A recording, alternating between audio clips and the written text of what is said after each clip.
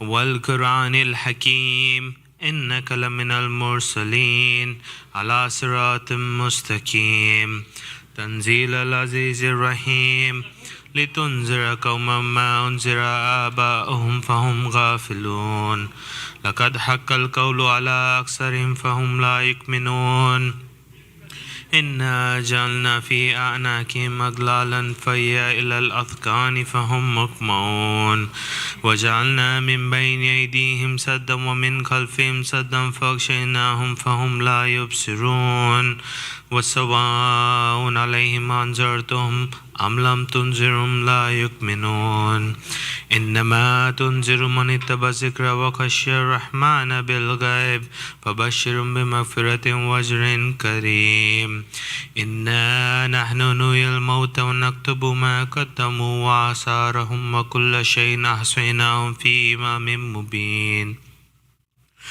واضرب لهم مثلا أصحاب القرية إذ جاءها المرسلون إذ أرسلنا إليهم اثنين فكذبوهما فعززنا بثالث فقالوا إنا إليكم مرسلون قالوا ما أنتم إلا بشر مثلنا وما أنزل الرحمن من شيء إن أنتم إلا تكسبون قالوا ربنا يعلم إنا إليكم لمرسلون وما علينا إلا البلاغ المبين قالوا إنا تطيرنا بكم لئن لم تنتهوا لنرجمنكم ولمسنكم منا عذاب عليم قالوا طائركم معكم وإن ذكرتم بل أنتم قوم مسرفون وجاء من أقصى المدينة رجل يسعى قال يا قوم اتبعوا المرسلين اتبعوا من لا يسألكم أجرا وهم مهتدون وما لي لا أعبد الذي فطرني وإليه ترجعون أتخذ من دون الله آلهة إن يردني الرحمن بضر لا تغني عني شفاعة شيئا ولا ينقذون إني إذا لفي ضلال مبين إني آمنت بربكم فاسمعون قيل ادخل الجنة قال يا ليت قومي يعلمون بما غفر لي ربي وجعلني من المكرمين وما أنزلنا على قومه من بعده من جند من السماء وما كنا منزلين إن كانت إلا صيحة واحدة فإذا هم خامدون يا حسرة على العباد ما يأتيهم من رسول إلا كانوا به يستهزئون ألم يروا كم أهلكنا قبلهم من القرون أنهم إليهم لا يرجعون وإن كل لما جميع لدينا محضرون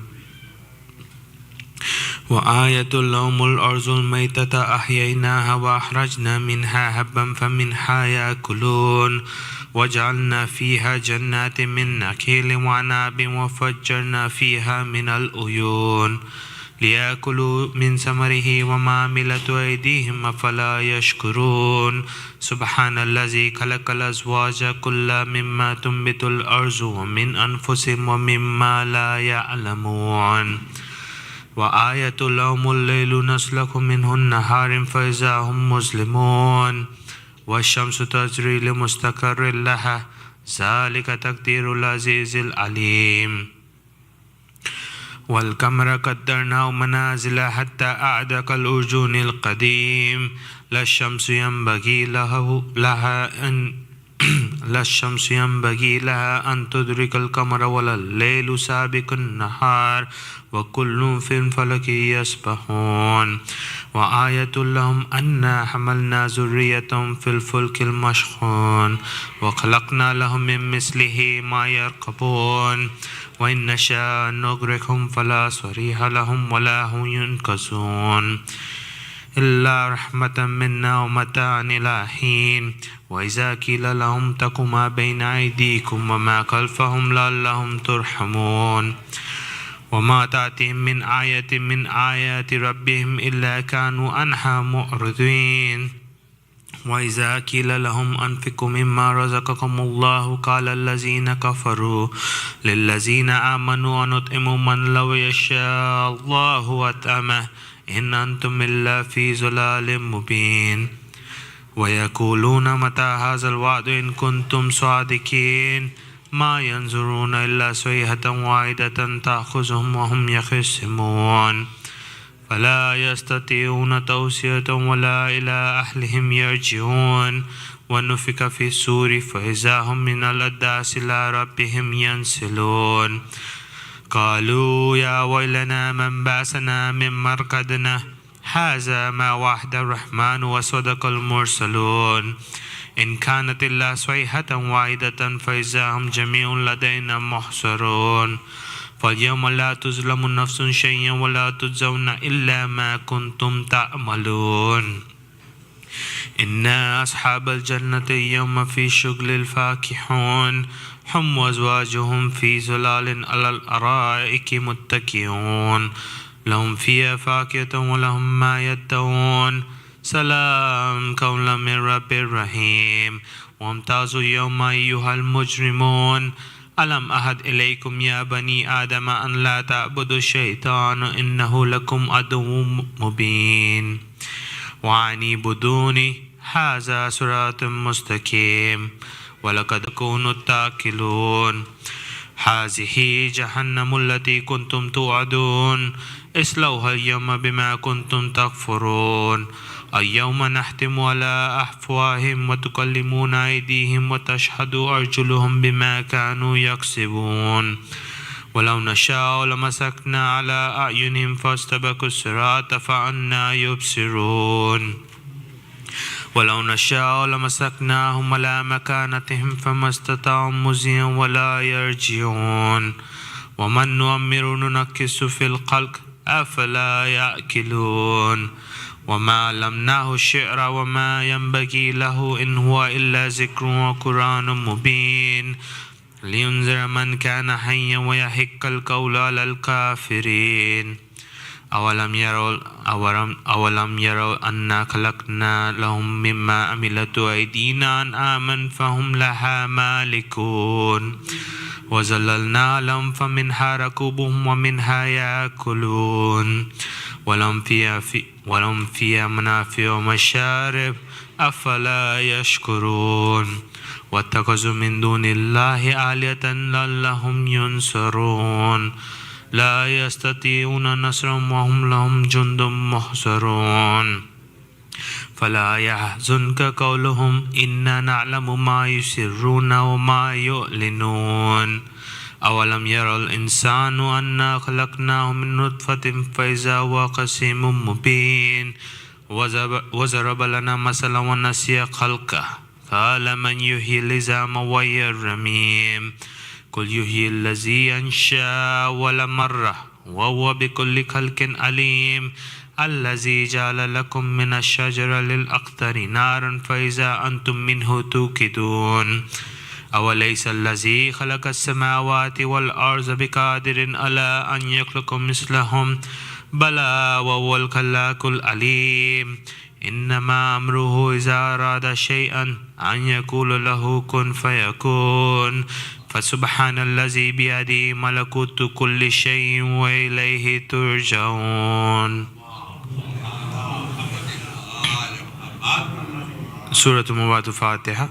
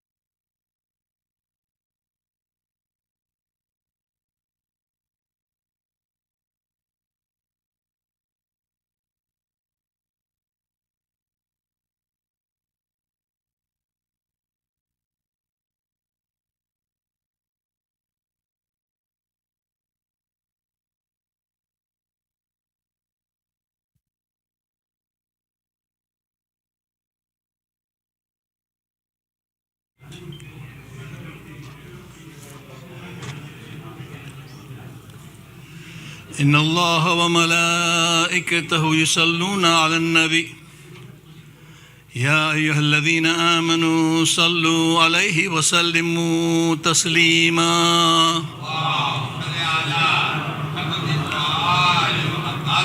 سبحان الله والحمد لله ولا إله إلا الله والله أكبر ولله الحمد الله أكبر الله أكبر الله أكبر الله أكبر أشهد أن لا إله إلا الله أشهد أن لا إله إلا الله أشهد أن محمدا رسول الله أشهد أن محمدا رسول الله أشهد أن عليا ولي الله أشهد أن عليا حجة الله حي على الصلاة حي على الصلاة حي على الفلاح حي على الفلاح حي على خير العمل حي على خير العمل الله أكبر الله أكبر لا إله إلا الله لا إله إلا الله إن الله وملائكته يصلون على النبي يا أيها الذين آمنوا صلوا عليه وسلموا تسليما اللهم صل على محمد وآل محمد. أعوذ بالله السميع العليم من الشيطان اللعين الرجيم. بسم الله الرحمن الرحيم. الله أكبر الله أكبر. أشهد أن لا إله إلا الله أشهد أن لا إله إلا الله أشهد أن محمد رسول الله صلى الله عليه وآله وسلم أشهد أن محمد رسول الله صلى الله عليه وآله وسلم وأن عليا ولي الله عليه الصلاة والسلام. هي على الصلاة هي على الصلاة هي على الفلاح هي على الفلاح هي على خير عمل هي على خير عمل قد قامت الصلاة قد قامت الصلاة. الله أكبر الله أكبر لا إله إلا الله. استغفر الله أكبر. أعوذ بالله من الشيطان الرجيم. بسم الله الرحمن الرحيم. الحمد لله رب العالمين الرحمن الرحيم مالك يوم الدين إياك نعبد وإياك نستعين اهدنا الصراط المستقيم صراط الذين أنعمت عليهم غير المغضوب عليهم ولا الضالين. بسم الله الرحمن الرحيم. إنا أعطيناك الكوثر فصل لربك وانحر إن شانئك هو الأبتر. الله أكبر. سبحان الله سبحان الله سبحان الله سبحان ربي العظيم وبحمده سمع على لمن حمده. الله أكبر. سبحان الله سبحان الله سبحان الله سبحان ربي الأعلى وبحمده. الله أكبر. أستغفر الله ربي وأتوب إليه. الله أكبر. سبحان ربي الأعلى وبحمده. اللهم صل على محمد وآل محمد. الله أكبر. بحول الله وقوته يقوم وأقعد وأركع وأسجد. بسم الله الرحمن الرحيم. الحمد لله رب العالمين الرحمن الرحيم مالك يوم الدين إياك نعبد وإياك نستعين اهدنا الصراط المستقيم صراط الذين أنعمت عليهم غير المغضوب عليهم ولا الضالين.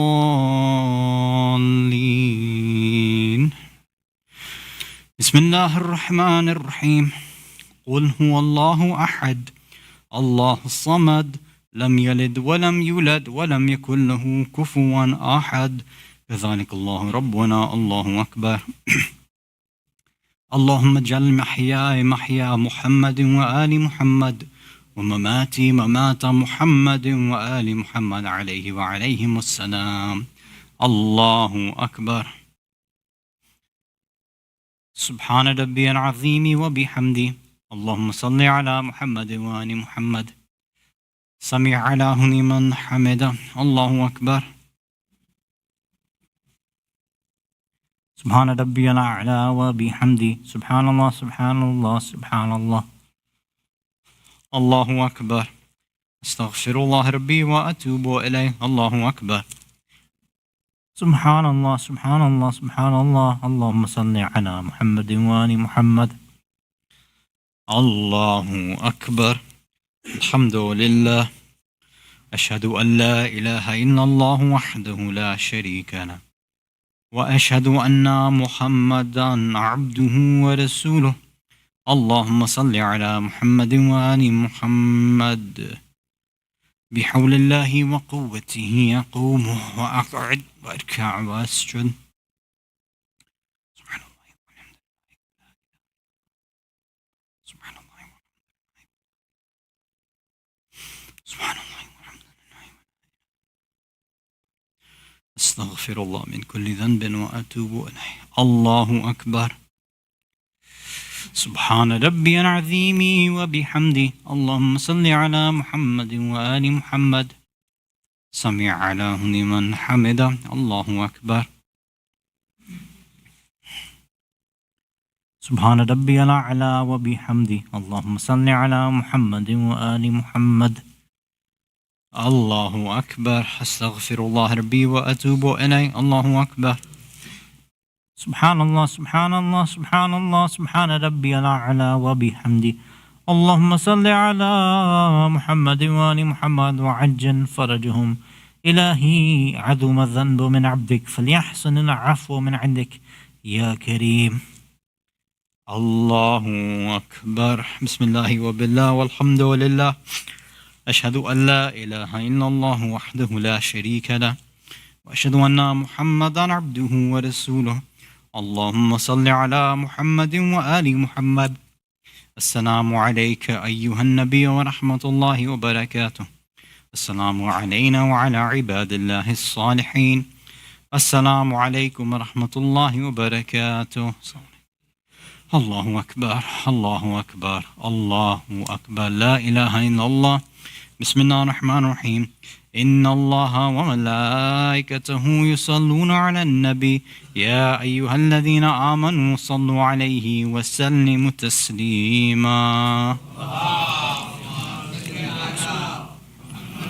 آل محمد. اللهم صل على محمد اللهم صل على محمد وآل محمد عجل فرجه.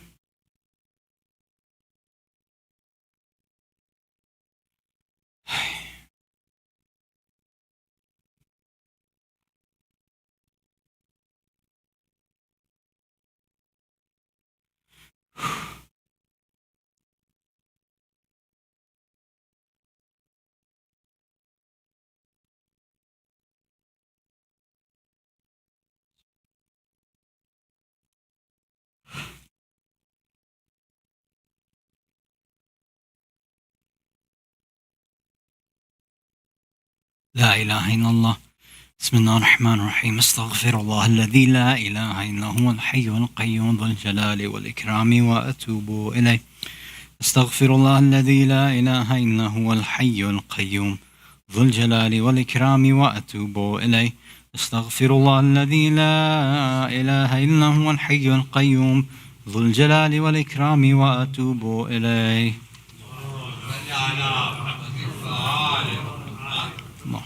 اللهم صل على محمد وآل محمد.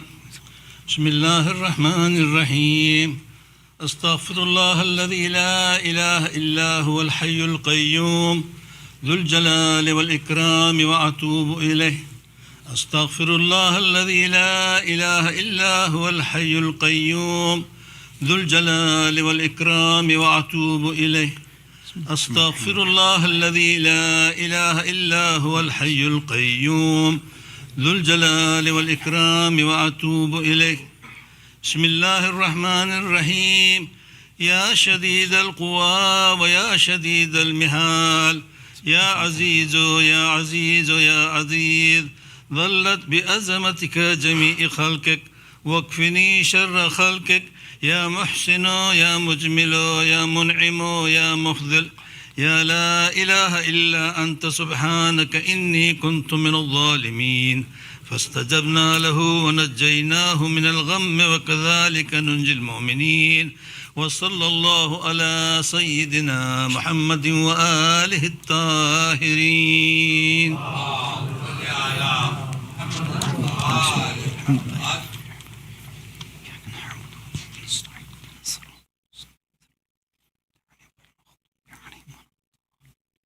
بسم الله الرحمن الرحيم.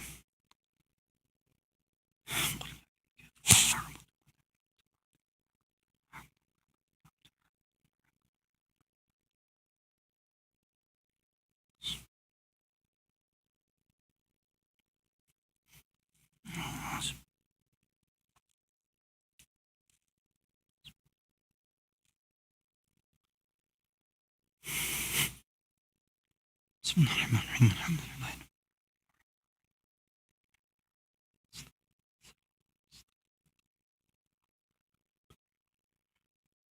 بسم الله الرحمن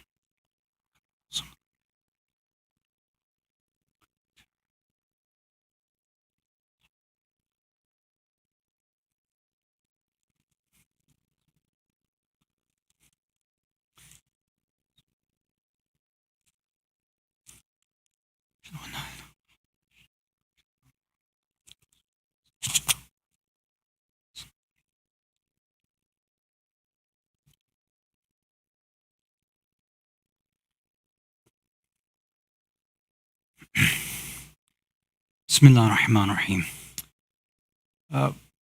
We were talking about Sajdat al-Sahwa on Thursday, and I wanted to continue that.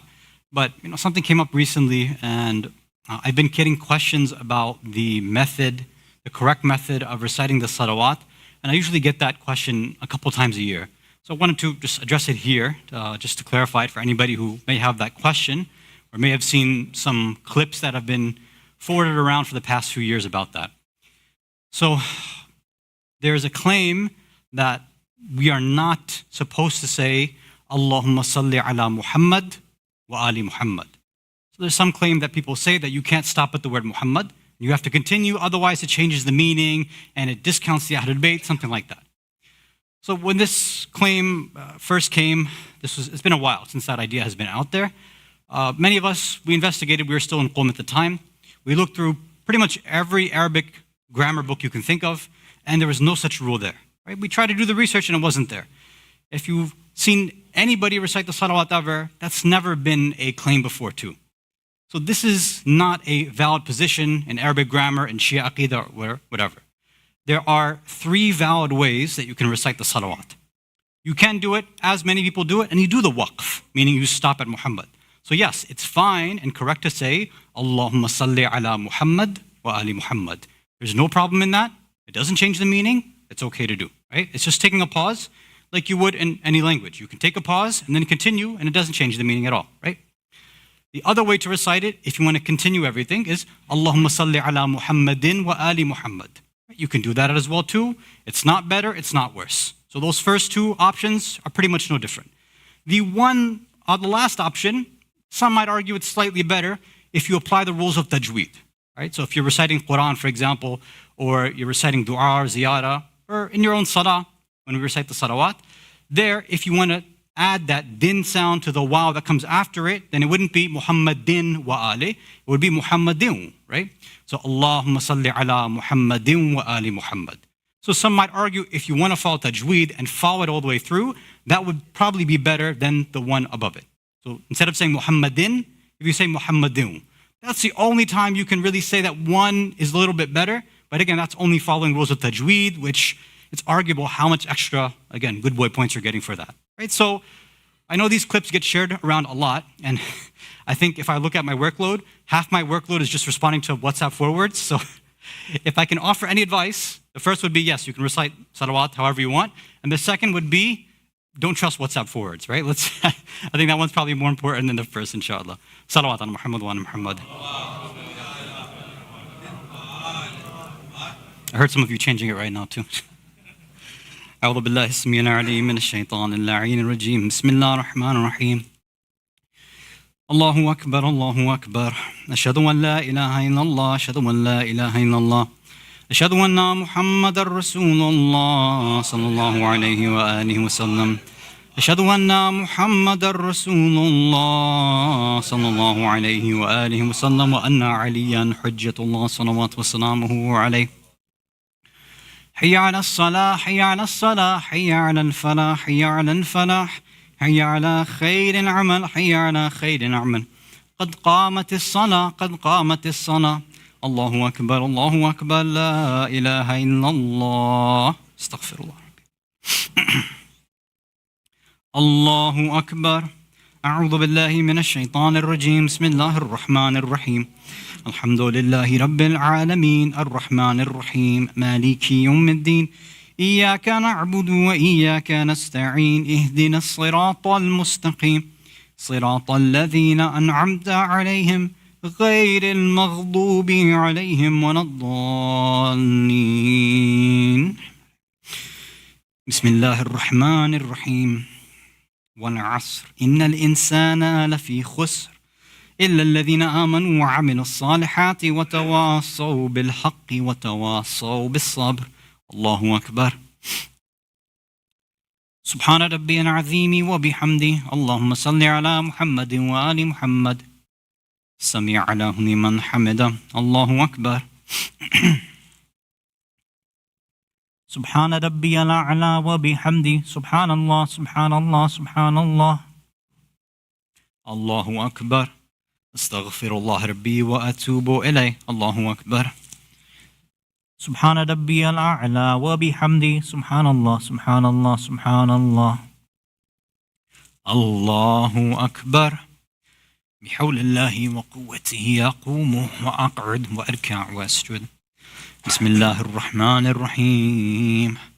الحمد لله رب العالمين الرحمن الرحيم مالك يوم الدين إياك نعبد وإياك نستعين اهدنا الصراط المستقيم صراط الذين أنعمت عليهم غير المغضوب عليهم ولا الضالين.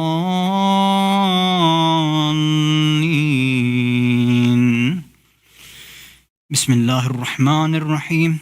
قل هو الله أحد الله الصمد لم يلد ولم يولد ولم يكن له كفوا أحد.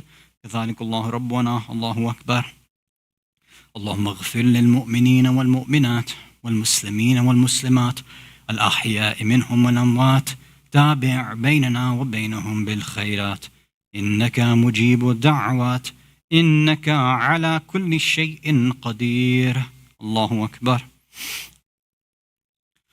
سبحان ربي العظيم وبحمده. سبحان الله سبحان الله سبحان الله. سمع له لمن حمده. الله أكبر. سبحان الله سبحان الله سبحان الله. اللهم صل على محمد وآل محمد. الله أكبر. أستغفر الله ربي وأتوب إليه. الله أكبر. سبحان الله سبحان الله سبحان الله. اللهم صل على محمد وآل محمد.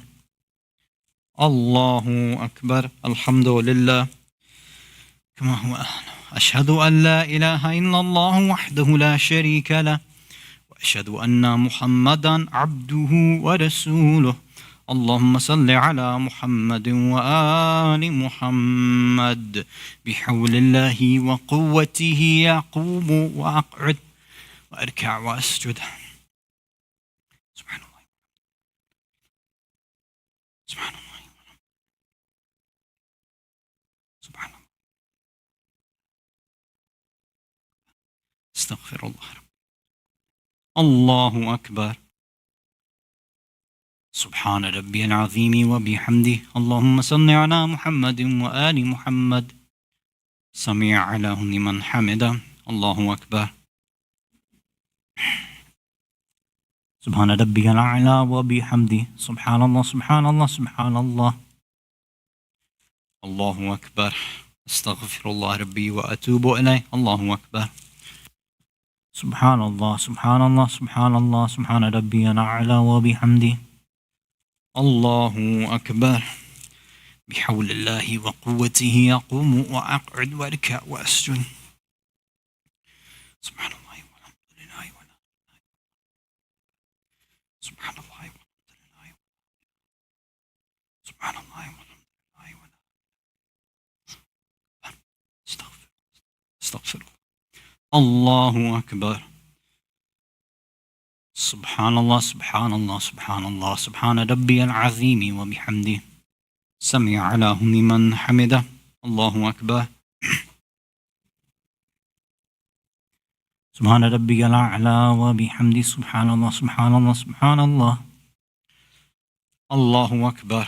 أستغفر الله ربي وأتوب إليه. الله أكبر. سبحان الله سبحان الله سبحان الله. سبحان ربي الأعلى وبحمده.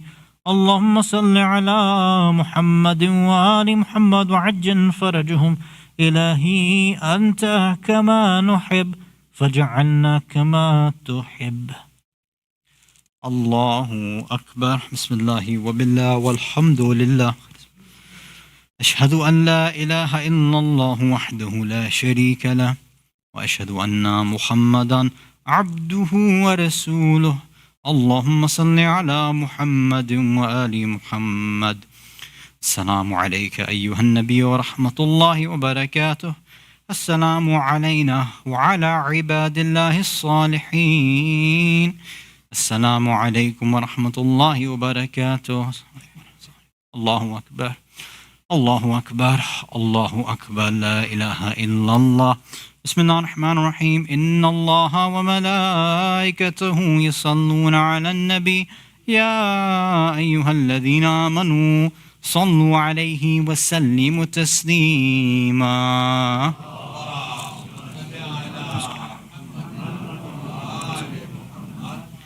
اللهم صل على محمد وآل محمد. اللهم صل على محمد وآل محمد وعجل فرجهم.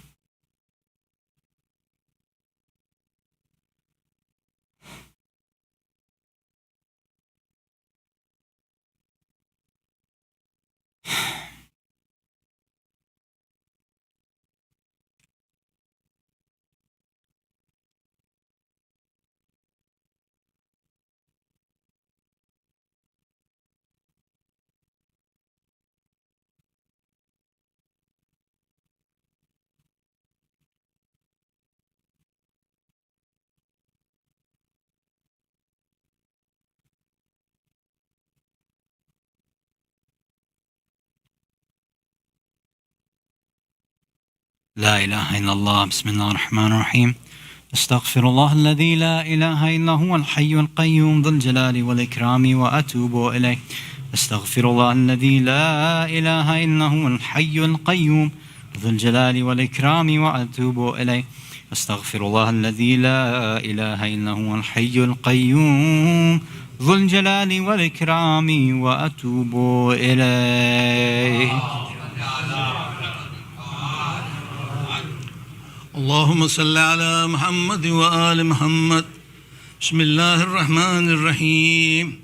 يا شديد القوى ويا شديد المحال يا عزيز يا عزيز يا عزيز ظلت بعظمتك جميع خلقك واكفني شر خلقك يا محسن يا مجمل يا منعم يا مفضل يا لا إله إلا أنت سبحانك إني كنت من الظالمين فاستجبنا له ونجيناه من الغم وكذلك ننجي المؤمنين وصلى الله على سيدنا محمد وآله الطاهرين.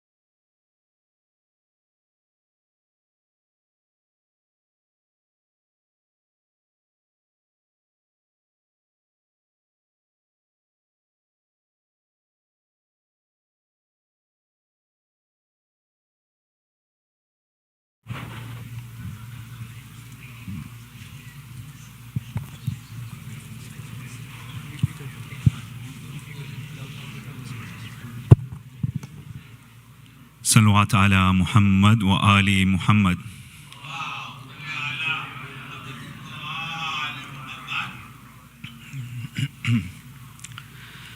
कहाँ जाए आखिर बयाबान हर सू, शिकस्ता है पहलू, अकेली है ज़ाहरा। कहाँ जाए आखिर बयाबान हर सू, शिकस्ता है पहलू, अकेली है ज़ाहरा। रोने पपहरा मसाइब का सहरा, अकेली है ज़ाहरा। कहाँ जाए आखिर بیابان ہر سو شکستہ ہے پہلو اکیلی ہے زہرا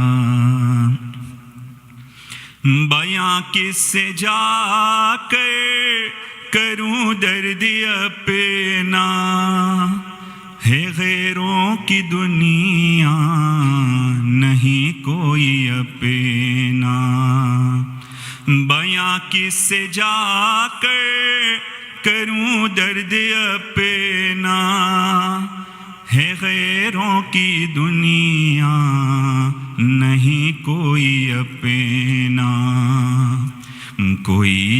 کوئی ہائے بابا سے کہہ دو یہ جا کر کوئی ہائے بابا سے کہہ دو یہ جا کر کہ لے جاؤ آ کر اکیلی ہے زہرا رونے پپہرا مصائب کا صحرا اکیلی ہے زہرا کہاں جائے آخر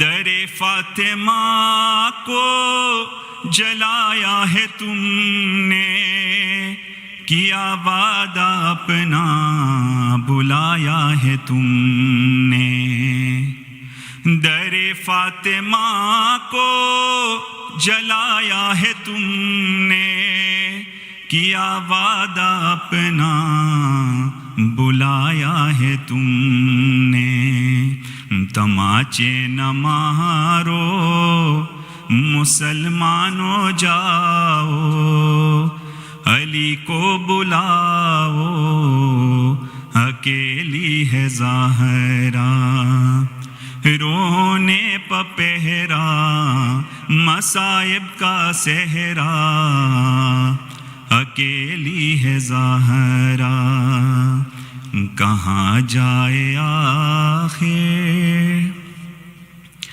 اے لگتے جگر حسن ابن حیدر یہ نانا کے پہلو میں سونے نہ دے گا اے لگتے جگر حسن ابن حیدر یہ نانا کے پہلو میں سونے نہ دے گا تم آ جانا پہلو میں سو جانا ماں کے بقی میں یہاں پر بھی اکیلی ہے زہرا رونے پپہرا مصائب کا صحرا اکیلی ہے زہرا کہاں جائے آخر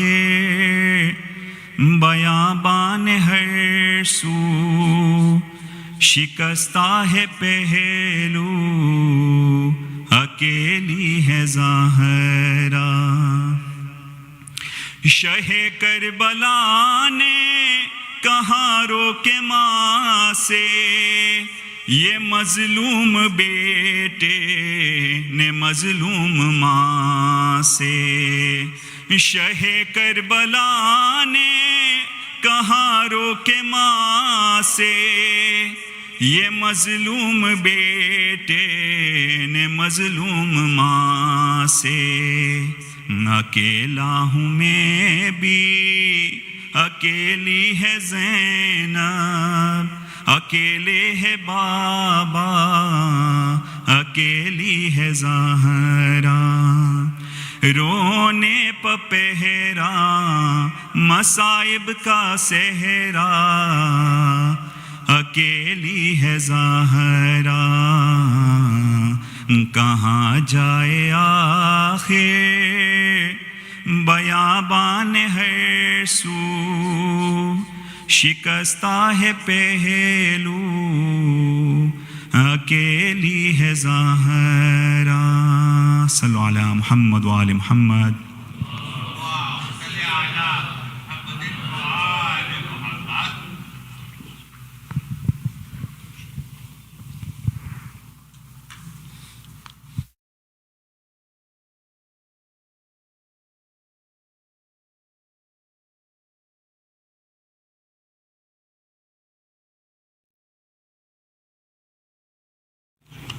Bismillahir Rahmanir Rahim. Sayyid Hasan Rizvi, respected elders, dear brothers and sisters in Iman, Assalamu alaikum jami'an wa rahmatullahi wa barakatuh.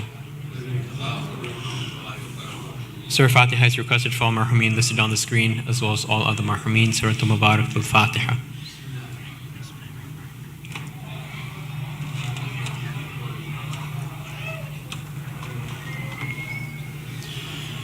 Dua Shfa Mary's is requested for all those in need here and elsewhere, as well as those listed on the screen. Let us recite together. Bismillahir Rahmanir Rahim. أما يجيب المضطر إذا دعاه ويكشف السوء أما يجيب المضطر إذا دعاه ويكشف السوء أما يجيب المضطر إذا دعاه ويكشف السوء أما يجيب المضطر إذا دعاه ويكشف السوء أما يجيب المضطر إذا دعاه ويكشف السوء. Ya Allah. This time let us welcome Sayyid Hasan Rizvi to please come forward for tonight's Majlis. By Muhammed wa Muhammad Salawat.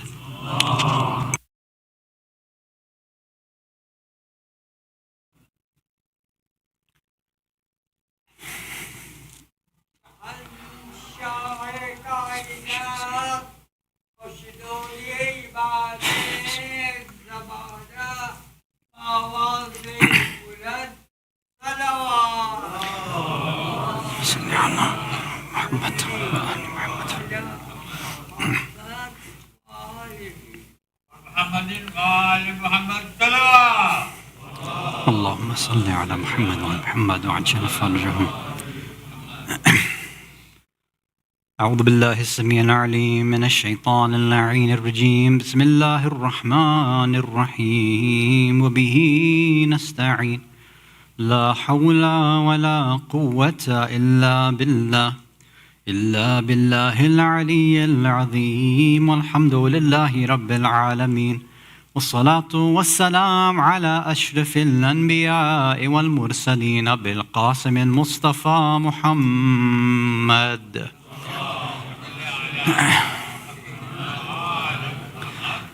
ثم الصلاة والسلام التحيات والإكرام على أهل بيته الطيبين الطاهرين المعصومين المظلومين ولعنة الله على أعدائهم أجمعين من الأولين والآخرين إلا قيام يوم الدين. أما بعد. صلوات على محمد وآل محمد. Mu'mineen, mu'minat, brothers and sisters in Islam and Iman, Salamun alaikum wa rahmatullahi wa barakatuh.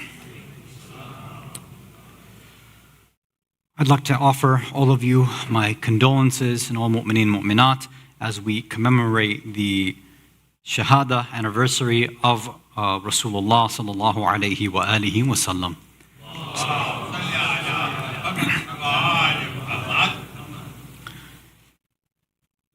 You know, we've talked about this point before where we as, let's say, average Shias, we have a general understanding of a few key points in history. Right? There's a few ideas in general, call them trivia questions that you and I, if put on the spot, we can answer fairly well. And the questions regarding the birth and death of most of the ma'asumeen, if we are put to the test, we can provide a fairly accurate answer. Right? So if we're asked, for example, where was Imam Ali alayhi salam born? Everybody will tell me, born in the Kaaba. If I ask you, how did he die? Everybody will respond that he was in the masjid in sujood, struck by Ibn Muljam, la'natullah alayh. Right? So easy. If I ask about Imam Hasan, right? Birth, maybe we can't give full details, sure. But maybe in terms of his death, we'll give the full details, that he was poisoned by his wife, etc. What happened to his body at the end, right? The turning of the color, the Masayib, etc. Of course, Imam Hussein, very obvious that we all know the story very well. We can probably go through each of the Imams, and some of them, you may not know the birth story very well, but the Masa'ib, their time of death and how it was caused, we already know poisoned or who tried to assassinate him. Sometimes we know the name of the Khalifa. So we know these details pretty well. But if we were to ask the average Shia about the manner of death of Rasulullah, then I don't think we would get the same type of answer. If you ask the average person, and again, this same ikhtilaf and difference of opinion exists amongst the Ahlul Sunnah as well too. But I want to stick with us for tonight. There's basically a few different discussions that our ulama have about the nature of how Rasulullah died. Even think about how, when they put the titles up for these majalis that we have. Normally for any of the other majalis that we have, when it's a night when we're commemorating a death anniversary, you'll see wafat, right? Which literally just means death. But if you looked for tonight, it actually said shahada. It said shahadat, which is interesting. Ask a few questions. Why shahada for Rasulullah, but not for the other imams, right? Okay. It's a fair question to ask. And again, I'm not kind of trying to be specific about this title, but we know that both of these terms mean something different. Somebody's wafat and somebody's shahada, they're two different ideas altogether. Especially if we're talking about Rasulullah, we're trying to figure out how he died. If I ask many of you, you might say, yeah, he died of natural causes. He just got sick and died, right? Many of you here will say, no, that's not what happened. He got poisoned. Some say, poisoned? Like how? Where? And even in that idea about him being poisoned, there are different opinions about that as well too. It's not agreed upon. And there is differences, and some people have made it a very central component of their Shia faith and their aqidah that you have to stick to the opinion that I'm talking about. And if not, then all sorts of names and titles get thrown on you, negative ones obviously. So what I wanted to do for tonight, inshallah, obviously we can't spend all night going through all the detailed discussions in history, but at the very least, because it's something that does come up and it is relevant, and as you'll see, it has to deal with our polemical discussions with the Ahlul Sunnah as well, it's important for us to know the different opinions that are out there and what are some of the pieces of evidence that are brought forward. I'll give you the sort of disclaimer and punchline right now. There are going to be pieces of evidence here that are not going to really be that strong. You might walk out of this and still not have a clear answer. That's possible. You may still have a biased answer in you, and you might want to walk away with that. Khair. I'm going to tell you from now, Wallahu a'lam. We don't have a definite answer, and that exists for most of history. Just like many of the other A'immah, we don't know exact dates of birth or death for many of them, right? That's just their difference of opinion. History wasn't recorded in the way that you and I would do it right now, right? So it was much different back then. So expect that, yes, there may be a little bit of, we'll say, confusion. But the whole point for tonight is to show just kind of a cursory glance at some of these ideas. And I think the way that it's presented, and inshallah, if Allah gives tawfiq, we'll try to present it as objectively as possible. Then I think a clearer answer should, inshallah, come to our minds. Salawat ala Muhammad wa ala Muhammad.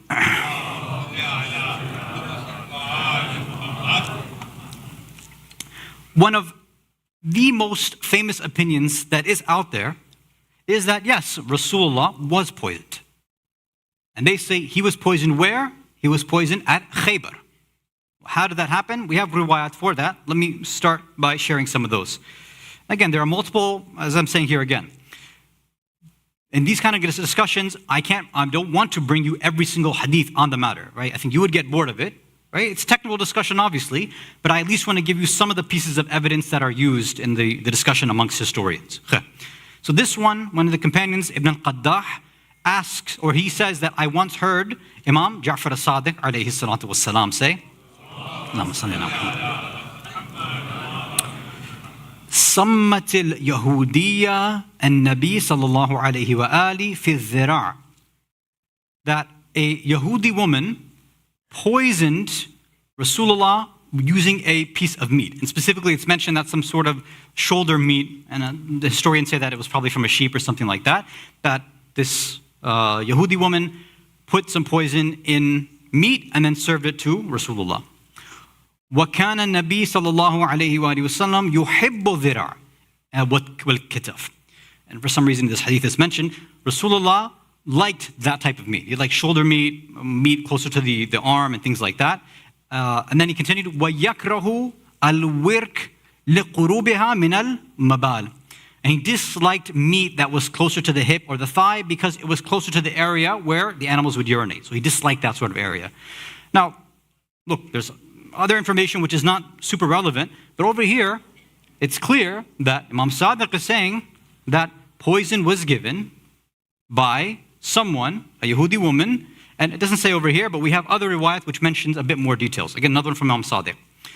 Summa Rasulullah sallallahu alayhi wa ali yawm Khaybar. So over here now the day is actually mentioned. It says Rasulullah was poisoned on the day of Khaybar. But here there's some other details which are interesting. فَتَكَلَّمَ اللَّحْمُ. The meat spoke to Rasulullah. Right? For those of us who are used to the mu'jizat that were during the lifetime of Rasulullah, this shouldn't be a big deal. Right? If a tree can bow down to him and all these other things take place, then meat speaking to him shouldn't be a big deal either. But khair, that's what the narration says. فَتَكَلَّمَ اللَّحْمُ. The meat spoke to him and said, Ya Rasulullah, inni masmoom. That Rasulullah, I'm filled with poison. The meat was telling Rasulullah.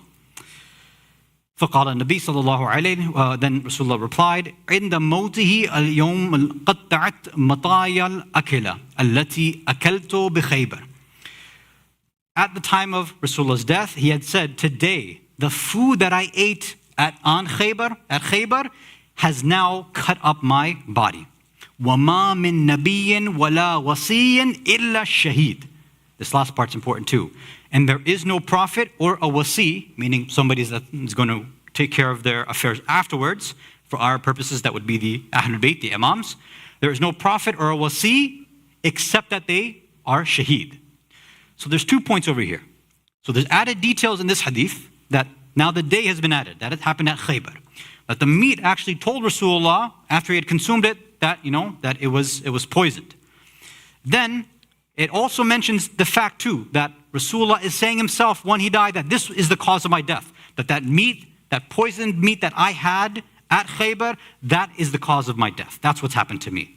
And then he adds in another line, which becomes the source of a lot of the aqidah of our ulama, right? That every prophet and every imam or wasi, other riwayat mention imam, things like that, or wali, they say all of them die as a shaheed. They're all killed.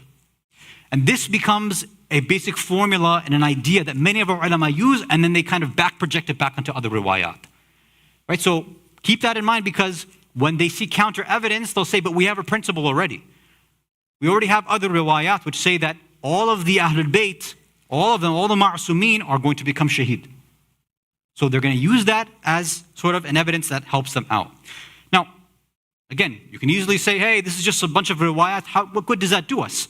Do any of our ulama actually rely on something like this? And yes, we have many ulama, many of those of the past, this is the opinion that they had, that this is how Rasulullah passed away. That he passed away from this poisoned meat that was eaten at Khaybar. So for example, Sheikh Mufid, Sheikh Tusi, Ala Mahalli, Rahmatullah alayhim ajma'een. And I'll just give you one quote from Sheikh Saduq. So he has a book called Al-I'tiqadat fi Din al-Imamiyya. Literally it means beliefs in the Shia creed or Shia sect. And in that book, you can find this book on alislam.org as well. It's been translated in English. I think it's called A Shiite Creed or something like that. In there's various chapters, and he is going through the various ideas and points that are important for Shias to know. So he talks about isma and infallibility in there. He talks about the Imam's ilm al-ghayb, many things. On one section, one chapter, it's Bab al-i'tiqad fi nafi al-ghulu wa tafweed. One bab, one chapter is devoted to responding and rejecting and disputing the ghulat, those who were extremists amongst the Shias back then, right? So there's many beliefs that you and I would know that only somebody who performs ghulu, who takes things to an extreme, that they might have. One of the first things that he mentions in that chapter, there's not too much, but in that chapter, in that section, he starts going one by one through each of the members of the Ahlul Bayt, except for Sayyidah Fatima alayhi salam. One by one they're mentioned, and he says, this is how they died. So he mentions, for example, Imam Ali was killed by Ibn Muljam in sujood. Then he says Imam Hasan was poisoned by his wife. Imam Hussein was killed, so and so. And he goes one by one through every single Imam, mentions how they died. If the method of poison was there, he mentions that as well too. But typically it just says that they're poisoned or they were killed, and who was involved too. So he mentions the Khalifa for the later Imams as well. But right at the beginning, of course, when he's mentioning Rasulullah, he says this. وَاعْتِقَادُنَا فِي النَّبِي صَلَّى اللَّهُ عَلَيْهِ وَآلِهِ وَسَلَّمَ. And our aqidah, our idea regarding Rasulullah is what? أَنَّهُ سُمَّ فِي غَزْوَةِ خَيْبَرٍ. That he was poisoned at this battle of Khaybar. فما زالت هذه الأكلة تعاوده حتى قطعت أبهره فمات منها.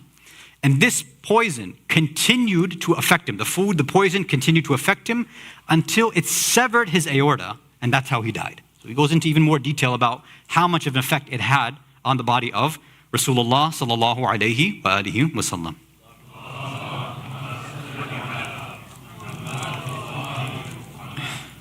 Many of us, if we saw this in, let's say, a WhatsApp forward or something like that, that would be enough. Like, okay, sounds good. A bunch of riwayat, I see it there. Imam said something, sounds good enough to me. Many ulama, these past ones, I've heard these names before, they're top ulama of the past, we call them qudama. That sounds good, that should be the opinion, right? But our own ulama have brought up objections to this. They say, hold on a second. First of all, Khaybar took place in what year? Approximately 628, 629 Common Era, right? What year did Rasulullah pass away? In either 631 or 632.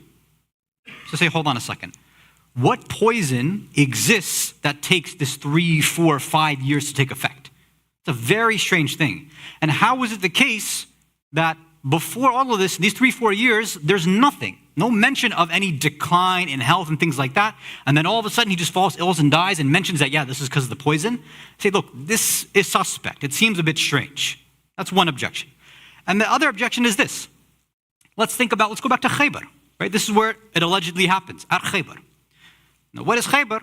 The Muslims defeat the Yahudis of that time in their fortress, right? Now, you tell me if this seems rational and logical. That after defeating an army, after defeating a people, right, who had this hatred towards Muslims and Rasulullah and everything, that somebody comes from there, offers him meat, and he's going to eat the meat. It's a pretty strange thing, right? If your enemy comes, offers you some food or drink after you just defeated him in battle, it seems like a strange thing for all of a sudden, as again, that first hadith that the Imam said, well, he liked shoulder meat. It's a weird detail to add in a hadith. So some say, oh, come on. Somebody, an enemy from the enemy camp, comes and offers meat, and then in the hadith, Imam Sadiq, for some reason, is talking about Rasulullah's favorite meat and his meat that he doesn't like. This just seems a little strange. Not impossible, just a little strange. And that's enough, right? Sometimes just putting a question mark is enough to at least take us down from somebody who's like, yeah, definitely poisoned. Hold on a second, just take it down a notch. Know that there's questions and objections there. And because of this, because of these obvious rational responses and objections, some ulama have said, look, that doesn't work for us. We have to look at other riwayat which exist, both in Shia and Sunni books, which tell us a different story. Let's look at that now. If we can recite a salawat ala Muhammad wa ali Muhammad.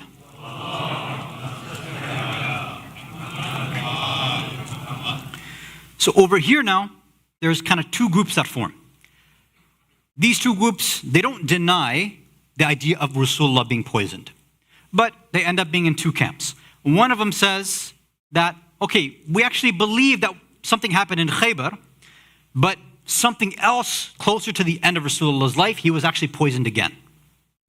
Another camp says, no, we reject what happened at Khaybar, that there was no poisoning there, but this poisoning towards the end of Rasulullah's life, that we actually do accept as well. We do say that he was poisoned at the end of his life. So again, one group says twice, again 4 or 5 years ago at Khaybar, and towards the end of his life, and one group is saying, no, we reject that previous idea of Khaybar, we're only saying it happened towards the end of his life. But they say, look, it wasn't somebody else, it wasn't some mushrik, it wasn't outside the people of Quraysh, it wasn't a Christian or a Jew or anybody like that, it was one of the Muslimin. In fact, it was a group of Muslimin. In fact, there were some people who were conspiring against him. And it wasn't even outside of his home, it was inside his home. And it wasn't random slaves or servants or things like that, it was his actual family. And beyond that, it was 2 of his wives. They say Aisha and Hafsa were the ones who poisoned Rasulullah. This is a big accusation. But they say, look, we have evidence to back this up.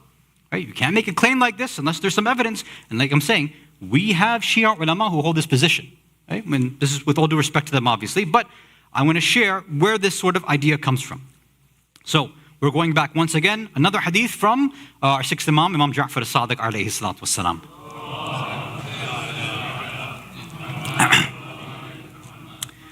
Speaking to, I believe this, he was speaking to Abu Basir, Imam Sadiq asks him, تَدْرُونَ مَاتَ النَّبِي صلى الله عليه وآله وسلم أُنْقُتِلْ. He says, do you know if Rasulullah died or he was killed? So do you know? And then Imam adds, Inna Allah yaqul afa in mata aw qutila in qalabtum ala a'aqabikum. He quotes Surah Ali Imran, ayah 144, where it just says, if he dies or is killed, will you turn your back on your heels? This is sort of a way, an allusion of saying that, yeah, he was killed. And then Imam Sadiq adds, فَصُمَّ قَبْلَ الْمَوْتِ. He was poisoned right before his death. إِنَّهُمَا سَقَطَا. Those two, he doesn't mention them, but he says those two, they gave him poison. Right? So it's clear that the people knew who the two of it that Imam Sadiq was talking about. They poisoned him before his death. فَقُلْنَا إِنَّهُمَا وَأَبُوهُمَا شَرُّ مَنْ خَلَقَ اللَّهِ. And then they, meaning these two individuals, which from other riwayat it's mentioned that Aisha and Hafsa, these two, along with their fathers, are the worst of Allah's creation. This is a pretty harsh narration, but some people will say, no, we accept this idea. That now Imam Sadiq is being very clear about who did it, where it happened, and how it happened. Now, there's technical discussions about this that I don't want to bore you with, right? That this is a single report, it's a solitary report, it's very weak, so most ulama just kind of toss it out. But remember what I mentioned before, is that some individuals, when they have other riwayat that mention things that, yes, every single member of the Ahlul Bayt will become shaheed, they will be killed or poisoned. They say, fine, I'm going to take that principle, and as they say, it does jubran. It basically can complement this idea. So fine, this is weak, this is one hadith, no problem. I have another principle that I'll apply to this. And say, yes, this is helping the evidence that I have from somewhere else. Say, fine, that's one idea. The second is this. This hadith, we don't find really anything else like this in Shia books at all. We don't really have anything else like this. So it seems strange that not only is this specific idea only mentioned like this once, but any other allusion and highlighting of this sort of nature of being poisoned towards the end of his life, you don't really have that in Shia books. So they say, look, when we have other ideas that are up for discussion in history, you'll find a handful of narrations, even if they're inauthentic, which happens sometimes, right? One person in the chain might be a liar or might have turned to a waqifi or something like that. Okay, it's possible. They say, look, but we have 10 different versions of this. So it's much more likely that, okay, that's probably, it's probably authentic. But you're like, look, we only have one of these things and there's really no other strong mention of this anywhere else in Shia books. So you say, so we have to kind of turn this down a little bit. But then they come and respond, those who, accept this position. They say, look, we don't need to quote from our books. We'll quote from the books of Ahlul Sunnah. And we won't bring random sources, although we could. We're not going to just bring some random sunnah this and that nobody's heard of, because Sunnis accuse us sometimes. Like, why are you taking our fifth level, bottom level books that nobody uses and quoting something from there? Go to our Sahih Sitta, go to those. So these people who accept this opinion say, fine, let's go to Sahih Bukhari. Say, okay, what's in Sahih Bukhari? And Sahih Bukhari, there's a whole chapter, Bab al-Tib, a whole section about medicine. And in that, there's this section of something called ladud. Ladud is a specific kind of medicine that was given for certain, it was a bitter medicine that was applied orally, right? You had to put it in the mouth. Sometimes they say it had to be forced. There's a difference of opinion on that. But it had to be put in the person's mouth, and it was there to take care of various issues. Some say whenever there was hip pain or rib pain, something of the chest, something like that. We don't care about the details about the actual medicine. But that's where it's found. Now, I'm going to read this hadith to you. I'm going to go the Arabic and the English. And I'm going to do this just so you all know. This Arabic and this English that I'm reading is not my translation, and it's not a Shia book too. The English translation that I'm reading to you is coming from sunnah.com. That's a Sunni website. So I'm reading their English translation for you. So even if I might disagree with the translation, I'd rather you listen to what they have to say. So in this, right, again, Sahih Bukhari, in this hadith, and it's famously known as Hadith al-Ludud. So the two narrators of this, there's two narrators. Ibn Abbas, right, famous companion, and Aisha herself. Both of them are narrating this idea. They say, Anna Abu Bakr qabbala an-Nabi. They say that Abu Bakr kissed, after he died, the forehead of Rasulullah sallallahu alayhi wa alihi wa sallam.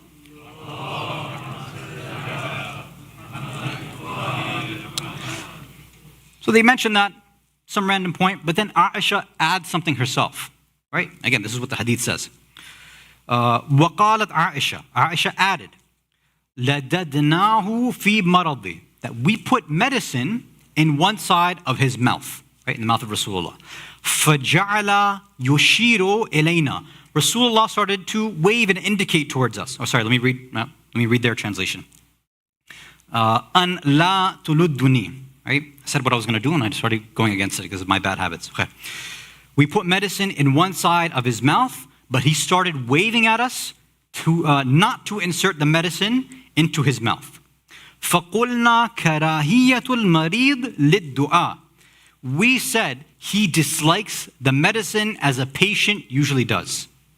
Okay, so now this is me saying it. So this is Aisha's sort of argument. Yeah, Rasulullah doesn't want us to have this because which patient actually wants to take bitter medicine?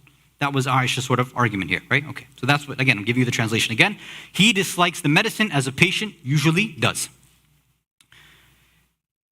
فَلَمَّا أَفَاقَ قَالَ, but when he came to his senses, يعني when Rasulullah came to his senses, he said what?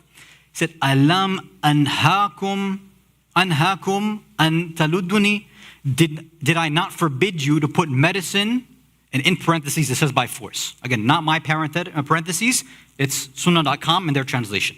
Did I not forbid you to put medicine, parentheses, by force in the side of my mouth? قُلْنَا كَرَاهِيَّةُ الْمَرِيضِ لِلدُّعَاءِ, we said, meaning Aisha and those who were present, we thought it was just because a patient usually dislikes medicine. فَقَالَ لَا يَبْقَى فِي الْبَيْتِ أَحَدٌ إِلَّا لُدَّ وَأَنَا أَنظُرُ إِلَّا الْعَبَّاسِ فَإِنَّهُ لَمْ يَشْهَدْكُمْ. He said, يعني Rasulullah said, none of those who are in the house but will be forced to take medicine in the side of his mouth while I am watching, except Al-Abbas, for he had not witnessed your deed. Okay. So let me, again, give the kind of summary of what's happening here. Now I'm going to use my own words over here. So again, Rasulullah is sick. Aisha and the others who were present at that time, again, according to this riwayah, had this medicine known as ladud, and they forcibly tried to put it in the mouth of Rasulullah. They force-fed him the medicine. It doesn't say poison here, it says medicine. Rasulullah was waving at them saying, don't do that. But they did it anyway. When he came to his senses, when he was able to speak, he said, why did you do that? I told you not to. Remember, the excuse that she gave to people while she was doing it, and after to Rasulullah himself was what? Yeah, I just thought it was because patients don't like taking medicine, right? Like speaking to Rasulullah as if he's a child, right? Like that was the idea. Like, oh, you just don't like medicine, that's why, so I gave it to you anyway, right? So that's the idea. And what does Rasulullah say? He basically punishes everybody in the room except for Abbas, his uncle who was there. He says, everybody in this room now has to take this medicine except for Abbas because he didn't witness what happened over here.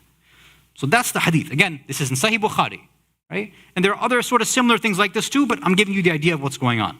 Now let's go with the objections that are brought up, because the one group of Shia ulama who took that one hadith from Imam Sadiq and they took this and say, look, we're not just relying on one or two random Shia narrations, we are grabbing this from Sahih Bukhari itself. So don't say that we're grabbing random ideas, this is in their books. This is what they're claiming too, that they forced him to take something. And it seems as though Rasulullah is saying, fine, you forced me to take it, I'm going to force you all to take it now too. And they add the commentary that, yeah, because he wanted to say, now none of you are going to take this because you know there's poison inside. That's why if I force you to take it, you won't do that. Okay, let's look at the objections now that other Shia ulama give. If you can recite a salawat ala Muhammad wa ala Muhammad.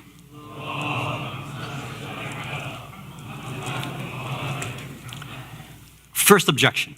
They say, hold on. Once in a while, yes, we can understand using riwayat from Sunni books to prove certain points.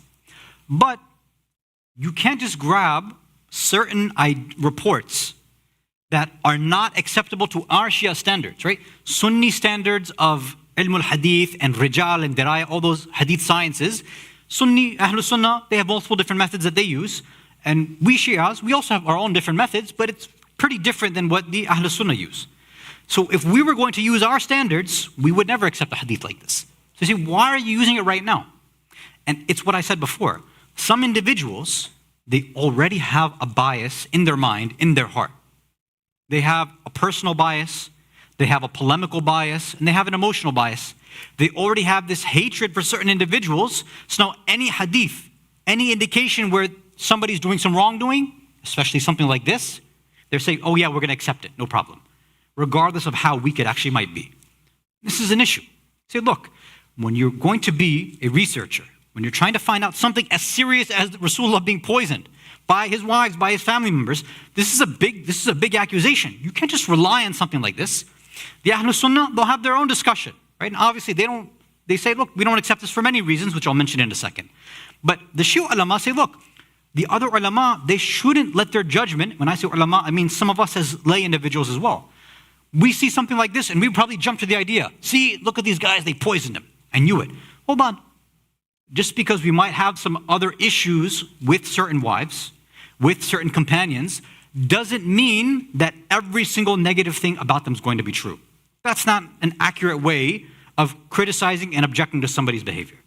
Not every negative thing that's mentioned in our riwayat or even their riwayat is true. And we want to be careful, because if we start mixing everything together, it makes us look weaker. Right? We also have to be more authentic to our method of how we're researching these ideas. Right? Okay, that was number one.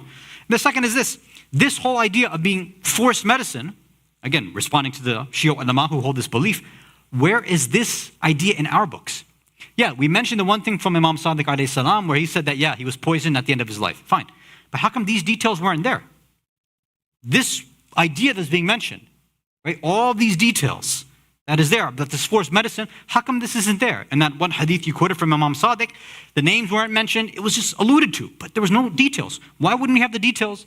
Other issues of companions and wives, they're mentioned in detail. Right? We can go on, talk about Surah Tahrim all we want because it's in the Quran, it's in riwayat. That's a clear example for those who are aware of Surah Tahrim. But over here, like, look, you're just, you're fishing. You're just trying to find something that's not really there. So don't put that bias in there. So that's number one. The second objection is this. Okay, so let's just say we take it as accurate. No, this actually happened. Where in this hadith does it say that there was poison that was forced? It doesn't say that anywhere in this hadith. It's just saying that some type of medicine was forced and that Rasulullah didn't want it. Nowhere is anything about medicine being, about poison being mentioned at all. So this is somebody, again, coming from the outside, and pun intended, they're force-feeding their own ideas into this narration. That's what they're doing. Again, they're grabbing other ideas that they already have, and they are forcing it over here. A detail which doesn't exist in this hadith, they're taking it from somewhere else and putting it over here. So look, the medicine, sure, if we accept it, it's force, but don't say that that was poison. Another question and objection that's brought up. This is what's happening when Rasulullah is weak, he's in and out of consciousness, pretty much on his deathbed. Now, again, rational question. If somebody's on their deathbed, is there any reason you would give them poison? They all recognize he was in his final moments. Why in the world would somebody give him poison? How is that going to help? Somebody could respond, oh, they're trying to expedite it. No, they knew he was in his last moments. He was in and out of consciousness. So that just seems like a very strange thing to do, right? If you made the case that it was done, I don't know, months ago or 1 month ago, whatever, fine. But on his deathbed, you're going to say you're going to poison somebody or people will conspire to poison? That seems a bit strange, right? So we have two sort of weird poison objections. One, the one at Khaybar was saying, no, it happened 4 years ago, which that seems a little weird. Not impossible, but it seems highly unlikely. And again, I'm not a toxicologist, but yes, maybe there are some slow-acting poisons, or when certain types of things affect your organs, it could take a long time for the effects to appear. Sure, maybe. But this is just irrational, to say that somebody's going to poison you when you're on your deathbed. It doesn't really make sense. And then the final one, and it's probably the most important objection of all. Remember this end part here, where after he was forced, he said to everybody there, except for Abbas, Al-Abbas, my uncle, I'm going to force everybody else in this room to take this medicine. Now, everybody should know the akhlaq of Rasulullah. Why would he ever want to punish every single person there, many of whom were innocent? Why would he punish them for something that they weren't involved in? This is not the akhlaq of Rasulullah. Maybe other individuals believe that that's something that, it's possible for Rasulullah to do. They believe, for example, Abasa wa Tawalla, that he can turn away and frown at a blind man. But we, as followers of the Ahlul Bayt, we know very well that he's Insanul Kamil, Rahmatun lil Alameen. He doesn't turn and frown at a blind man. He doesn't punish everybody else for the crime of one. Right? This is not the akhlaq of Rasulullah. So there's too many layers where this is just ajib. This is just strange and it doesn't make sense. And beyond that too, and I didn't mention this because I didn't want to go through all the details. There are other similar narrations in Sunni books that go through this incident, but the details are conflicting. Like this one says that Al-Abbas, the uncle Abbas, he wasn't part of this. Like he didn't witness, he wasn't there. Another narration says Abbas was there. He actually witnessed what happened and he was a part of it. When they mentioned the medicine, and the other narration, I'm just giving you the paraphrase version, the wives said, okay, we're going to give him this medicine. Some say, Abbas said, no, you should give him this medicine, but I don't want to force it on Rasulullah. So the wives said, okay, fine, we'll do it, and they did it. Rasulullah, when he woke up, he asked the wives, why did you force this on me? And they blamed Abbas. They said, oh, he did it. And Abbas responded that, I'm sorry about that I did that. So I said, hold on a second. What kind of narration is this? That the wives are lying now in front of Rasulullah and blaming Abbas, and Abbas is lying too and saying that he did it. They said, look, there's too many weird versions of this. None of them make sense. This just clearly seems, and even Sunni and Shia ulama say, all of these seem like forgeries. Somebody made these kind of things up. And it would make sense why somebody would want to make these things up for other purposes. Wouldn't it benefit certain individuals if you can say, yes, sometimes Rasulullah might not be in his right mindset. So yes, maybe if he asks for a pen and something to write with and he rejects it, yeah, because when somebody's sick, they're not in the right mindset. So they might want to forge something like this to add to that idea that yes, Rasulullah, he's great, whatever, but he can be sick like the rest of us and sometimes we have to ignore what he says. Na'udhu billah. So some were saying that later on, this was created and forged by some and put in there to boost up the personality of certain individuals. Right? Salawat ala Muhammad wa ala Muhammad.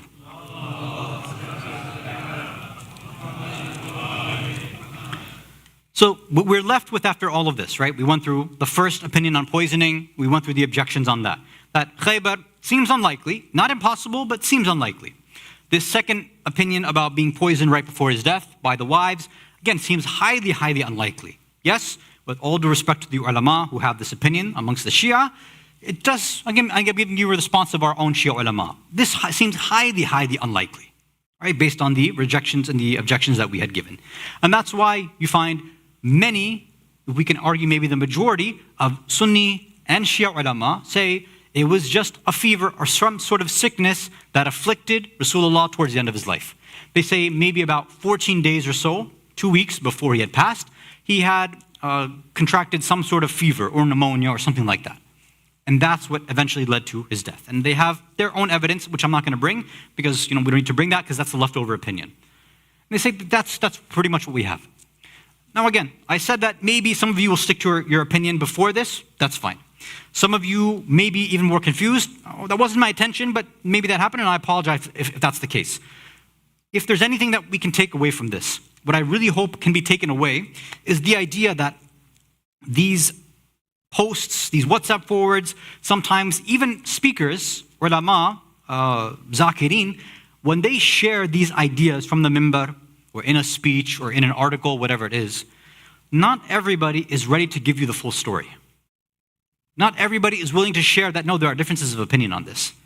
And they will take their opinion, and the way that they'll explain it is that they will make other ulama seem, na'udhu billah, like jahilin. Right? People are hiding. They don't want to discuss history. They're trying to protect the personality of some of these individuals. All they care about is unity with Ahlul Sunnah. They give all these excuses. They look, sometimes we are trying to be honest and let the facts speak for themselves.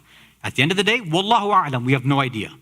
Inshallah, when the Imam makes his return, we can ask him and we can get the right answer there. Right? If we're alive at that time and we have the ability to even ask a question like that. And I'm sure there'll be much more important questions to ask anyway. Sometimes we have to be able to humble ourselves a little bit when it comes to these historical questions, theological questions, and realize that yes, sometimes even amongst our own ulama, our own historians, there are differences of opinion, right? Some of them have very good arguments that they bring, but as usual, there are discussions amongst them. And usually there's a reason why they don't end up bringing it to the kind of lay awam individuals, because sometimes people, they get confused. But as a response, people have already heard all the different opinions, but it's very rare that we hear everything kind of laid out with all the evidence there. So we wanted to attempt to do for tonight is just to lay out the various pieces of evidence to at least, if you want to make a decision, if you want to go with one of these opinions, Bismillah, hopefully you're a bit more informed there. And at least if somebody brings something to you, you have a little bit more to either back up or respond to somebody else, again, in a humble, respectful manner. We can't act like we have this serious 100% yaqeen itminan on historical events. It's not like that. For a lot of these events, we will never know. It's possible until Yawm al-Qiyamah. We don't know. So to make it the center of our aqaid, to have arguments with individuals, it's not worth it. If it was something central, if we needed to go and to defend it and go everywhere, we would have had instructions from the Ahlul Bayt themselves. They would have told us to go out and start arguing and defending that Rasulullah died in so-and-so manner. But we don't see that. But what we are told is that the issues relating to the betrayal of the Ahlul Bayt, these are things that we can and we should discuss. You know, people talk about the masa'ib of the Ahlul Bayt and how there was khiyana and betrayal towards them.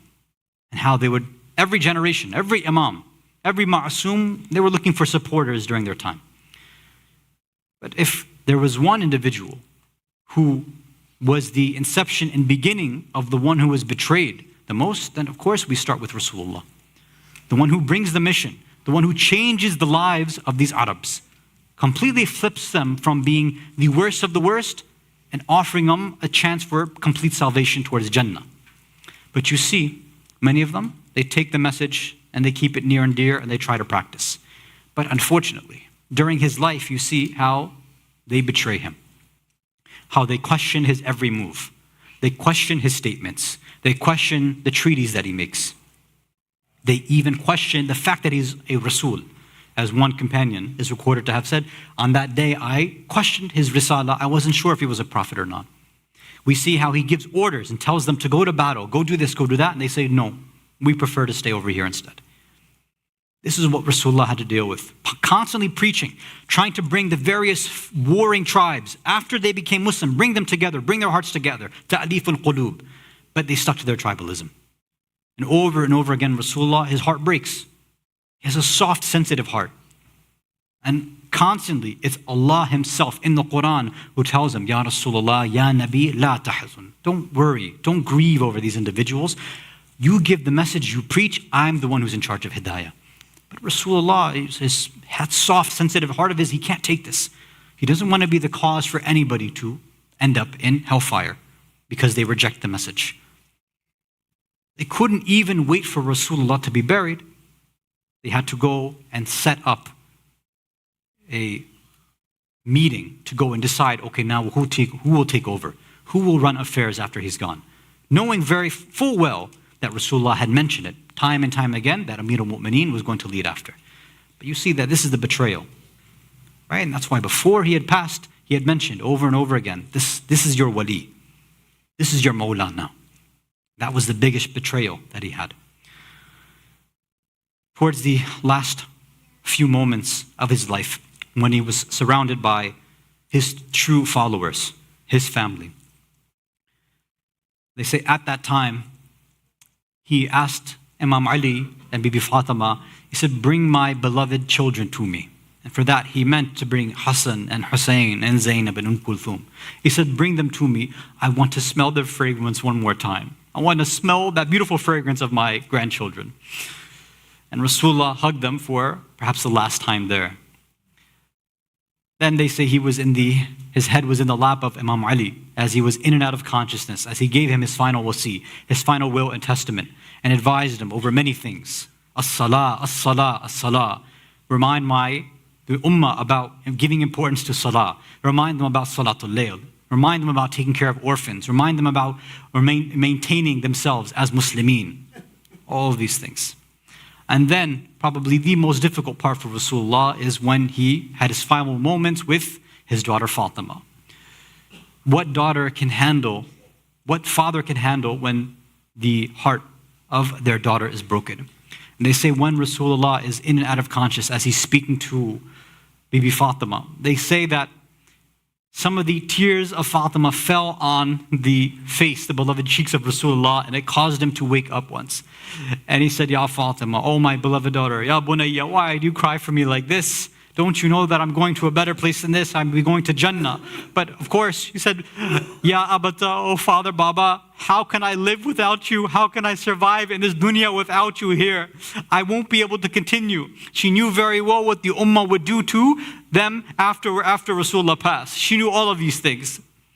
But Rasulullah said, let me tell you something that maybe will make you happy. So he whispered something in her ear, and they say that this was the time when, on that day, that Bibi Fatima actually smiled. They asked afterwards, companions asked, why did you smile on that day? What did Rasulullah tell you? They say that my father told me, when he whispered to me, when he was about to leave this world, he told me, don't worry, Ya Bunayya, my daughter, don't worry, because you will be the first one. Very soon after I die, you will come to me and you will join me in Jannah as well. And as the famous story is reported, they say that while they had spent their last moments together, that there were constant knocks on the door, and one of these individuals was telling them, please let me come inside and pay my respects to Rasulullah. I'm a ghareeb individual. I just want to come and pay my respects to Rasulullah. And Bibi Fatima would tell them, no, this is the time for our family. Please leave us now. We want to spend the last few moments with my father. And this person would come back over and over and over again. These knocks on the door would happen over and over and over again. And when Rasulullah realized that Bibi Fatima was getting upset, she said, why are you getting upset? What is happening? She told them, Baba, this person keeps coming and knocking on the door and asking for ijazah to come inside. And I'm trying to tell him that this is the time for only close family members now, that we're not allowing anybody else in. And she tells him, Ya Bibi, oh my daughter, do you know who there is knocking? The person that is knocking is not one that takes ijazah from anybody. Malakul Maut has been waiting to come and take my ruh.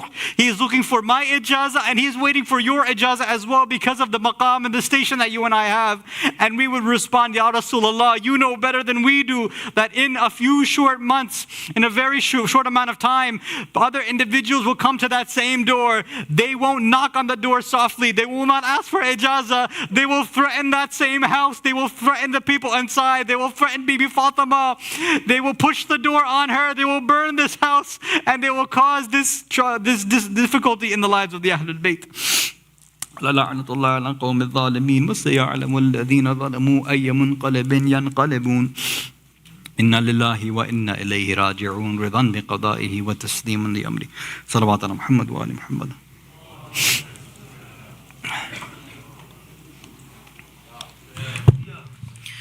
सारी दुनिया को वफादारी,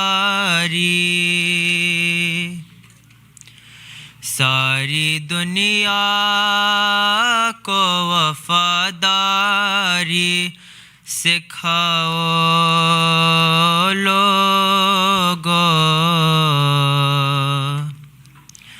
आओ ताबूत मोहम्मद का उठाओ लोगों, आओ ताबूत मोहम्मद का उठाओ लोगों, खाके पत्थर भी जो उम्मत को दुआ देते रहे, खाके पत्थर भी जो उम्मत को दुआ देते रहे, ऐसे मोहसिन का ना एहसान भुलाओ लोगों, आओ ताबूत मोहम्मद का उठाओ लोगों,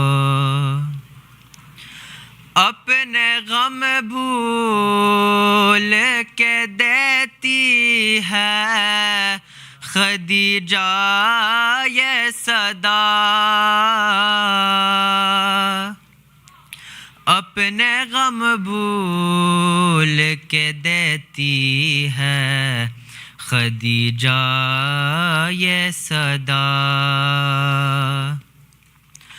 آنسو زہرا کی یتیمی پہ بہاؤ لوگو،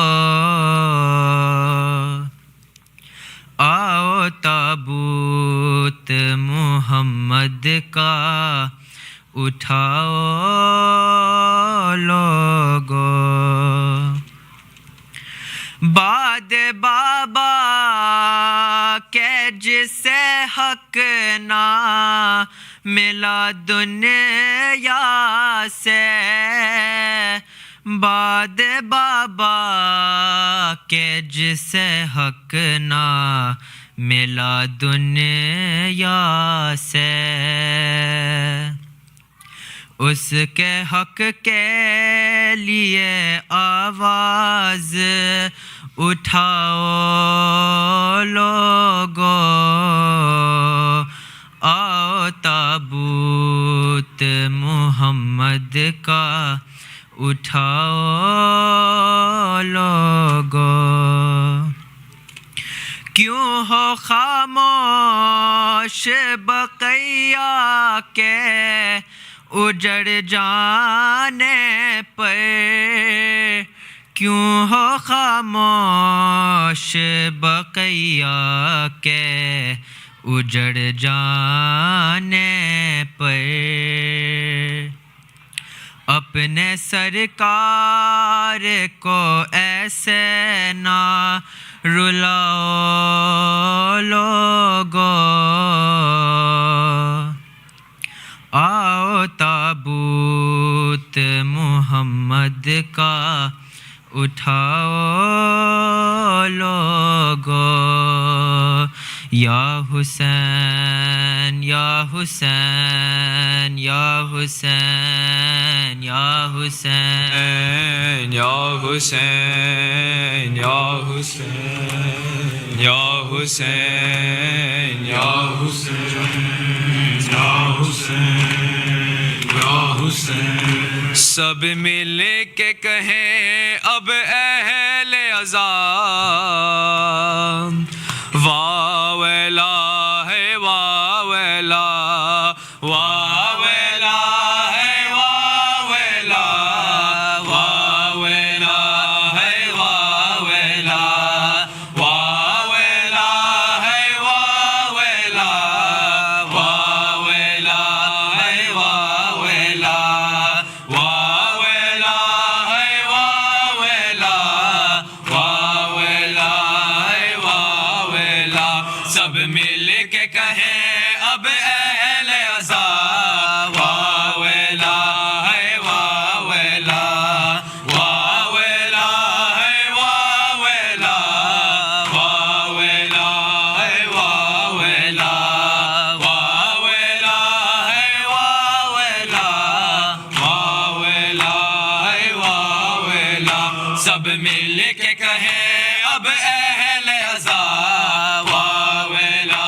ہے واہ ویلا، واہ ویلا ہے واہ ویلا، واہ ویلا ہے واہ ویلا، اسلام نبی کا بچایا ہے، تقدیر کا دیپ جلایا ہے، تقدیر کا دیپ جلایا ہے، قرآن کا مان بڑھایا ہے، توحید پہ گھر کو لٹایا ہے، شبیر کا ماتم واہ ویلا، دلگیر کا ماتم واہ ویلا، یہ اہل عزا کا ہے نوحہ، واہ ویلا ہے واہ ویلا، واہ ویلا ہے واہ ویلا، واہ ویلا ہے واہ ویلا، واہ ویلا ہے واہ ویلا، ہم شکل پیمبر مارا گیا، 6 ماہ کا اصغر مارا گیا، 6 ماہ کا اصغر مارا گیا، عباس دلاور مارا گیا، شبیر کا دل بر مارا گیا،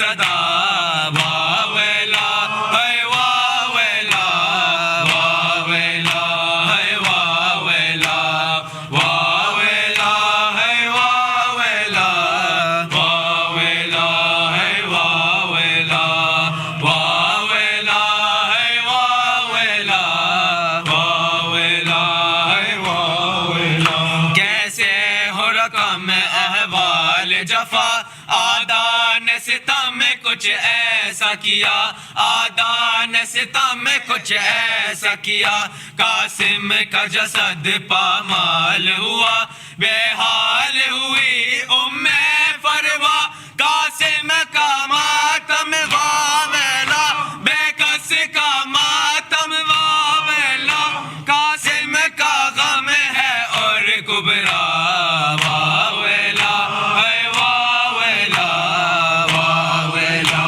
ہے واہ ویلا واہ ویلا ہے واہ ویلا واہ ویلا ہے واہ ویلا سب مل کے کہیں اب اہل عزا واہ ویلا ہے واہ ویلا واہ ویلا ہے واہ ویلا واہ ویلا ہے واہ ویلا کیا غربت تھی تنہائی تھی جب شام غریبہ آئی تھی جب شام غریبہ آئی تھی ایک ظلم کی بدلی چھائی تھی پیغام اسیری لائی تھی غربت کا ماتم واہ ویلا اطرت کا ماتم واہ ویلا سب اہل حرم کی چھین ردا واہ ویلا ہے واہ ویلا واہ ویلا ہے واہ ویلا واہ ویلا ہے واہ ویلا واہ ویلا ہے واہ ویلا واہ ویلا ہے واہ ویلا واہ ویلا ہے واہ ویلا پابند سلاسل اہل حرم خاموش اٹھائے بار ستم خاموش اٹھائے بار ستم ہے محو سفر لرزیدہ قدم سینوں میں لیے شبیر کا غم مظلوم کا ماتم واہ ویلا معصوم کا ماتم واہ ویلا کرتا ہے فلک ان پر گریا واہ ویلا ہے واہ ویلا واہ ویلا ہے واہ ویلا واہ ویلا ہے واہ ویلا واہ ویلا ہے واہ ویلا سب مل کے کہیں اب اہل عزا واہ ویلا ہے واہ ویلا واہ ویلا ہے واہ ویلا واہ ویلا ہے واہ ویلا بچتا ہے جہاں پر فرش عزا ہوتا ہے جہاں پر غم برپا ہوتا ہے جہاں پر غم برپا پرسے کو پہنچتی ہے زہرا کرتی ہوئی سار میں یہ نوحہ سرور کا ماتم واہ ویلا گھر گھر کا ماتم واہ ویلا پیاروں پر کرتی ہے روز بکا واہ ویلا ہے واہ ویلا واہ ویلا ہے واہ ویلا واہ ویلا ہے واہ ویلا واہ ویلا ہے واہ ویلا سب مل کے کہیں اب اہل عزا واہ ویلا ہے واہ ویلا واہ ویلا ہے واہ ویلا واہ ویلا ہے واہ ویلا سورة المرأة الفاتحة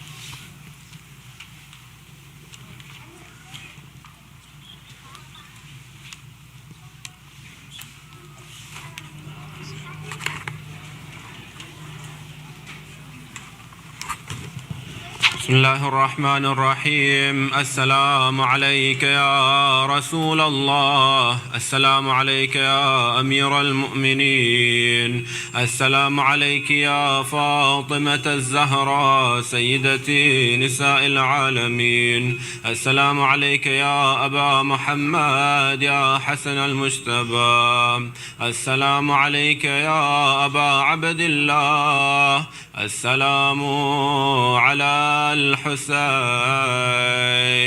وعلى علي بن الحسين وعلى أولاد الحسين وعلى أصحاب الحسين ورحمة الله وبركاته.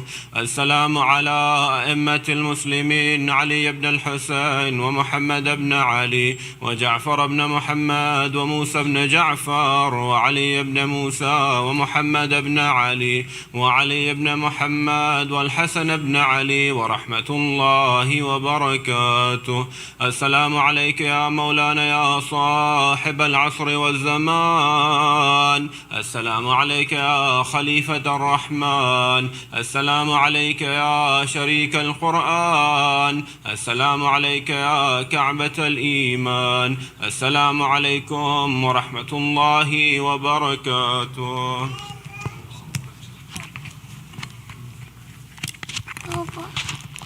اللهم بارك حجم الحسن صلواتك عليه وعلى باي في هذه